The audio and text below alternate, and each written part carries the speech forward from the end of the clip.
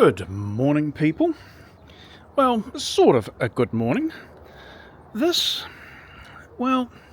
is probably the 5th or 6th video I've made, but unfortunately the SD card died in the camera, so they're buggered, and I'm having to remake them.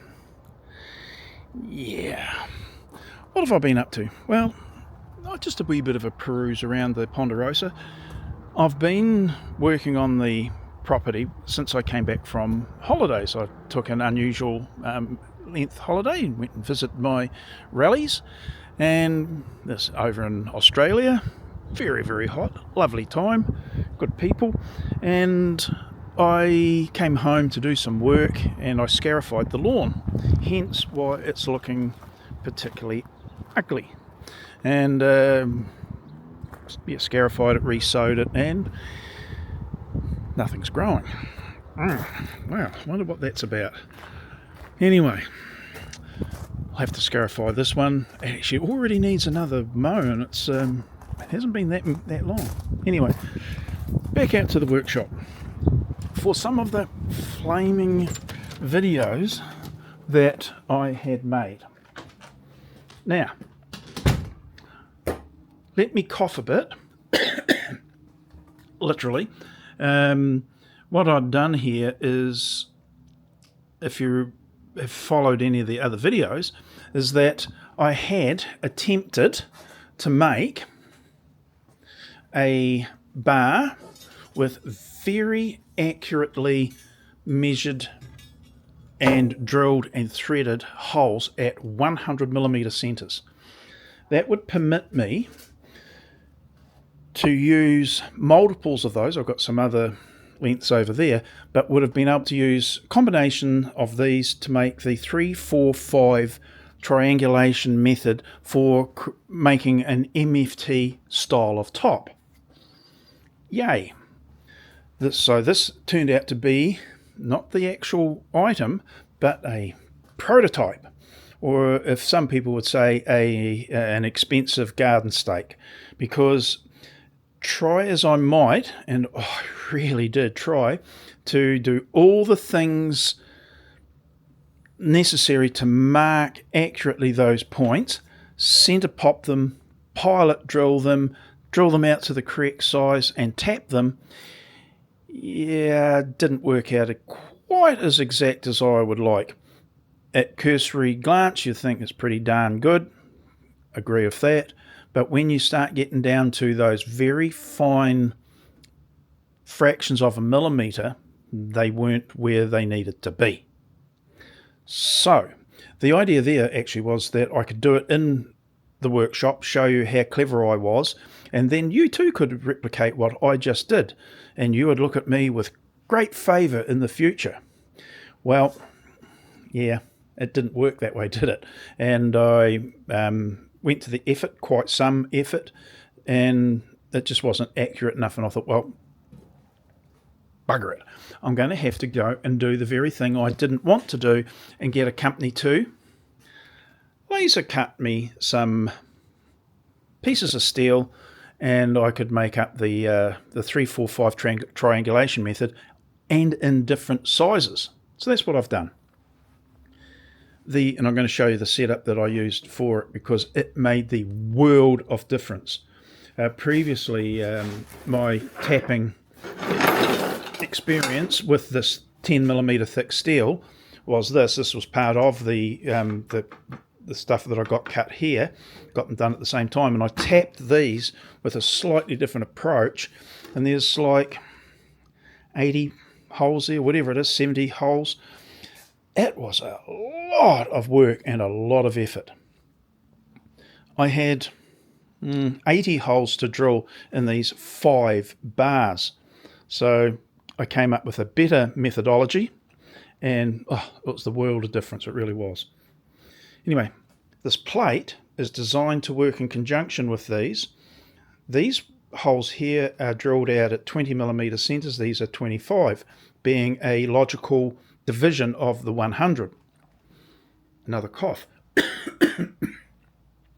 The reason for that is, and I know I've repeated, but I don't know whether I made my point sufficiently clear, 96mm is to do with the cabinetry joinery trade. It is almost entirely limited to that sort of trade and therefore product that they would produce. I can produce 96mm holes because I bought the drill guides to be able to do that. In fact, I bought two thinking I could use this, and still could, to make up a MFT style top using the 96mm and therefore 32mm increments. I could make that work for me. But logically, I'm not really making cabinets other than the cabinets I've made for in the workshop. After that's been finished, which is almost there, 96mm is irrelevant. So I decided to go with the more logical 100mm spacings. Logical in the sense that what I want to use it for didn't require the other measurement. Following so far.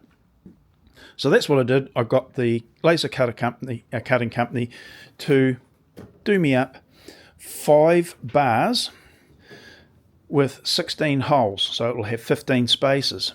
15 being a multiple of the 3, 4, 5, the 5. So it's 3 times the size.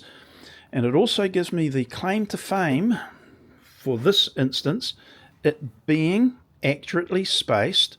I can put my drill guides, thread them into it, and use it to locate positions for my 20mm bench dogs. Not 19, because that's that odd measurement system, but you could actually use 19mm, but then, anyway, I'll leave that one alone. So that one bar can do 16 holes as it sits. There is no need to put a item, a product, a template on, mark, pin, move, mark, pin, move, mark. That would be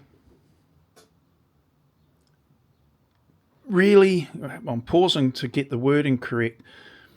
The machine, the tool for that, the machining on it is beautiful. I've seen them being used by different people, and you can just tell the tolerances were just absolutely fantastic. But even the developer of it, Peter, made the comment that some people have difficulty and introduce errors into their marking out because of the way they used it. I agree, because that's what happened when I had my very first, similar to this, set of steel strips that I got made up many years ago anyway. And I introduced the very error that he was talking about, and I was a bit puzzled at the time why it did, but as soon as I watched his video, I thought, oh, of course, it's logical. Anyway, long story short, you don't get that in anywhere near the same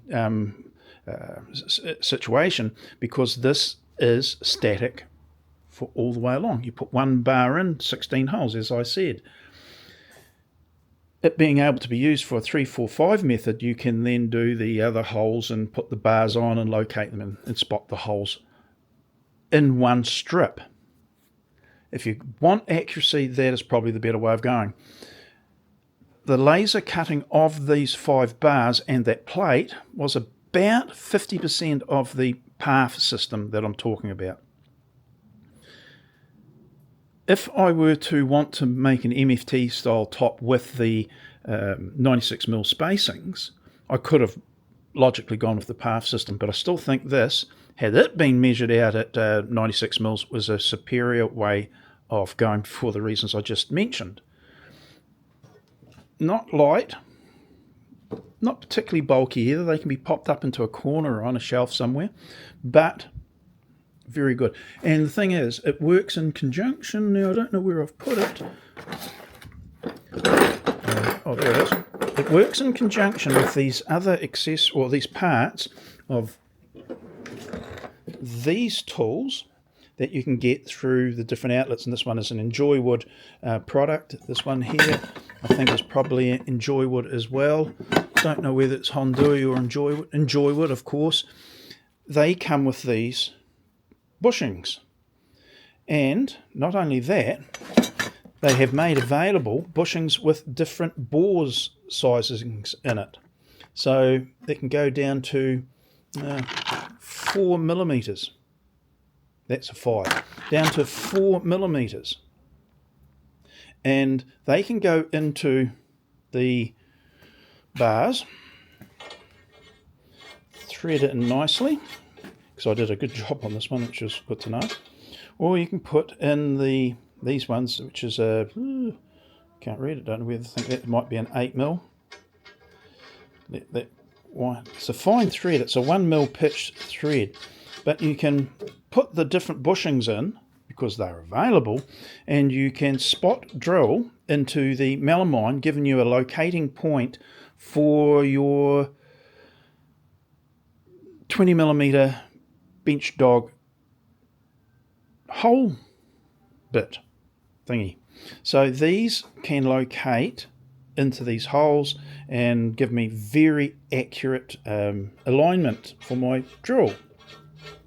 Yay! And they thread in very nicely, thank you very much. I'll put that one away.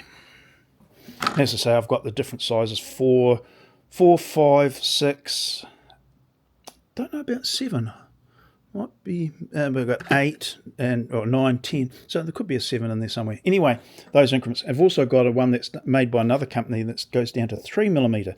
The idea there is I can make use of these. And I've got extended length ones of these, so it will go down through, I can get it in the drill bit, and it can go down, and it leaves a 1mm hole. So it's 4mm for the main shaft, 1mm for the pilot, for the main part. So that gives me a very fine resolution, i.e. accurate point on my melamine, for which the tip of the 20mm drill can be located. Also means I can just leave those 1mm indents, wee holes, in the melamine without having to put a thunderous great hole in the melamine surface, if that were to be an issue, and only put the holes in of 20mm when they are required in that position. Make sense? That was the idea. Subsequent to that, I watched another video, surprise, surprise, and the guy mentioned that his MFT top, he wished he never had all those holes in it in his workbench, because generally you're not using your workbench that requires you using the holes. It's a workbench, not a dedicated necessarily, not a dedicated MFT top. And I heard that, and he was saying about how they all fill up with rubbish and crap, and your washers disappear, or even worse, if they're drilled right through, they drop down into a nether region that you can never find the part. Took that all in, and I thought, what happens if I make my workbench an auxiliary surface that has the MFT holes in it style top? It means that I can remove that auxiliary surface of fence or what, tops. Geez, mouth not working. And then I can pop them up on the shelf when I'm not using them. Then I've got my pristine, pretty much, workbench back. So that's the route I'm going. It's going to be these strips here in combination will be a double layer, for a reason in a minute I'll tell you about, but a double layer of these sorts of strips or pieces going at different 90 degrees that have the holes drilled right through them. That means that they can be relocated into slightly different positions, effectively expanding the top depending upon your requirement. Because sometimes you may want to put a full sheet of melamine or ply or whatever on your workbench MFT top, and then cut it down using your track saw system. And it's a track saw system that I'm really going to be focusing in on in the next number of videos, and talk about that. So that's what we're doing there. But having a end goal in mind of finishing the darn projects that I've already started, like the router table, the sanding station, the workbench, the miter station behind me, they all require drawers. In fact, they are screaming, make drawers for me, please. So I was going to do that. Now, and it's a wee bit of a long story, but I've got rubbish there and over there that I don't want to be rubbish. In fact, they were on the way to be thrown out. And I thought, oh, hang on, they're roughly the size that I want for some of the drawer components. Oh, let's use those. Isn't that a good idea? Well, maybe. Thing is, all of this has been, the material here has been, pointing camera in the right direction, all of this material is free. I was able to get all the melamine that you see me pointing at and oohing and ahhing about for nothing.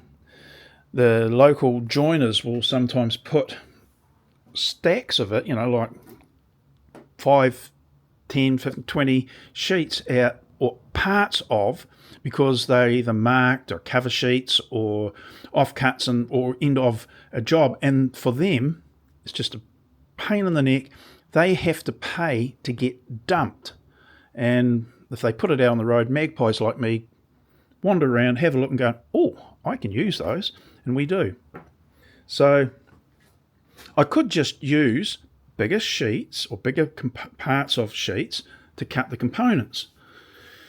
But as I keep on saying, and I say this in a humorous but quite serious, I've got Scottish blood on both sides of my family, so we don't like making stuff like this, or letting stuff like this go to waste. We want to make use of it. And I was brought up in an era where my parents had to be frugal. And it's a legacy that I have picked up, and I actually kind of agree with to a large extent. Don't like waste. Anyway, long story short, I had to come up with, and I'll do this in the next video, with a solution to a non-existent problem previously for my track saw system. So that's where we're at the moment. I've worked out the plan for it. Haven't made it yet, but that'll be one of the very next project, or very soon to be very next project. But let me just touch on what I did with the drill press for my tapping exercise. Right, what I did, I'll swing back round, is I put a piece of timber along here. I screwed it up from underneath to secure it. I propped it up so that it didn't droop, and I was able to place my strips of steel on it, because they are fairly hefty, 50 millimeters wide, 10 millimeters thick, 1600 millimeters long. Quite a bit of heft to that strip of steel. So I put it on there, and I was able, because they'd been laser cut at 10 mil, I was able to drill the holes out to 13 millimeters to allow me to make a thread in it to take these drill guides, bushings. Yay. To say that that plate I was mentioning, which caused me a lot of physical pain in the hands and shoulders, etc., was because of the drill press, which I was using as a tapping tool. And I thoroughly recommend you do it. But what I didn't think about was the natural resistance and friction of the pulleys in the motor. So I hand tapped the very first couple just by turning the chuck, literally like I'm doing now with my hand, and threaded the hole. And there's a lot of effort in that, I can assure you. Even though it's got a fine tooth to the die, it still was a bit of friction there. Then I progressed to something that was much more logical, and I had a threaded bit of rod like this. In fact, this has been used for it because I've worn the end off. And I'd put it in the chuck, the key locator pin thingy, and I'd turn the piece of rod around like that to cut the holes, still with the friction of the motor. really dumb idea. So I did the whole plate like that. And then I thought to myself, what if I take the pulleys off? Just sitting over there. So I did. Wow, what a difference. It just spins freely. There's no friction. It's only got the bearings, and they're actually still in pretty good condition considering how old this and quality this drill press is. And then I thought, oh, hang on, that rod is effectively, well, I kept on wearing out and slipping and I banged my knuckles. Why don't I do this? So I got what I call a standoff ring or buzz ring or something that they used to call them from the plumbing department at my local merchants, clamped it in place, put a bolt into it, and now I can thread my threads. I can use the die to make my threads way easier. I'd say probably 3 to 4 times faster and 3 to 4 times easier. So that's what I did. I did the 80 holes, and it didn't take that long, 2 or 3 sessions, and we've got them, and they cut very nicely. Well, you saw that goes in there and threads in. You can hear, and these haven't been cleaned out or anything. You can hear that it's not gritty or grindy, so it did a good job. I put a little bit of pressure on the drill press itself, winding it in, just keeping a little bit of pressure because after it gets that first bite it will feed itself in. But I kept the pressure in the theory that pressure down and then a little bit of pressure up hones the thread. Okay, all you engineers out there, you can start screaming. Or you can stop screaming and go, yeah, well, he's got a point. But in theory, there should be no difference whatsoever going in or out because the threads cut their own image into the steel. So therefore, the tolerance should be 100%. But the point being is that pressure down and pressure up puts pressure on the different parts of the cutter tooth. That's my theory. I haven't seen that or picked it up or someone said anything, but that's my theory.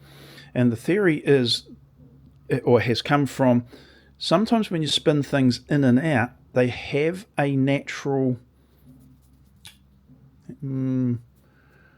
sometimes they spin easier one way or whatever to the other, and you can sometimes just feel the ever so slight different movement.